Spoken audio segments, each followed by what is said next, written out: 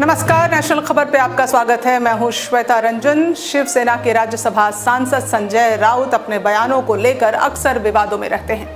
आज सदन के उन सदस्यों पर पलटवार करते हुए उन्होंने कहा जो मुंबई में कोरोना संक्रमण के मामले में शिवसेना सरकार को लगातार निशाना बना रहे थे। करारा जवाब देते हुए राउत ने केंद्रीय स्वास्थ्य मंत्री डॉक्टर हर्षवर्धन के बयान पर कहा, मैं सदस्यों से पूछना चाहता हूं कि इतने लोग कैसे ठीक हुए? क्या सभी लोग भाभी जी का पापड़ खाकर ठीक हो गए?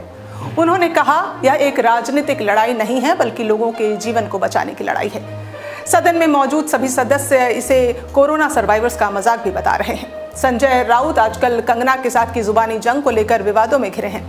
सदन में भी उन्होंने मुंबई में फैले कोरोना के मुद्दे पर कुछ ऐसा कहा कि सभी की हंसी छूट गई।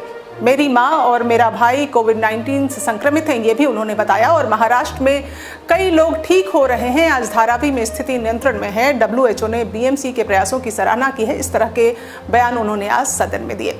जो लोग महाराष्ट्र सरकार की आलोचना कर रहे थे उनका उन्होंने इस तरह से जवाब दिया और यह भी सरकार से मांग की कि जवाहरलाल नेहरू पोर्ट ट्रस्ट का निजीकरण न किया जाए। एक लाभकारी और सुरक्षा की दृष्टि से महत्वपूर्ण पोर्ट है और उन्होंने ये मुद्दा शून्यकाल में उठाया।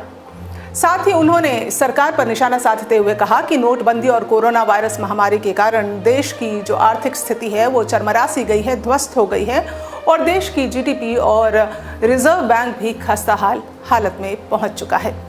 राउत ने कहा देश की आर्थिक हालत बहुत गंभीर है। अब स्थिति ऐसी है कि हमारी GDP और हमारा RBI भी कंगाल हो चुका है।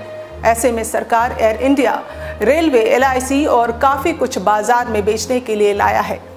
तो क्या ये सब सेल में लगा हुआ है? अब इस सेल में जवाहरलाल नेहरू पोर्ट ट्रस्ट को भी खड़ा कर दिया गया है। तो इस तरह के बयान आज संजय राउत से सुनने को मिले।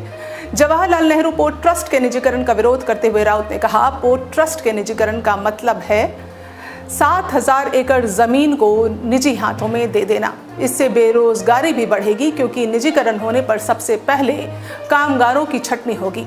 यह एक महत्वपूर्ण बंदरगाह है और राष्ट्रीय सुरक्षा के लिहाज से भी खास है।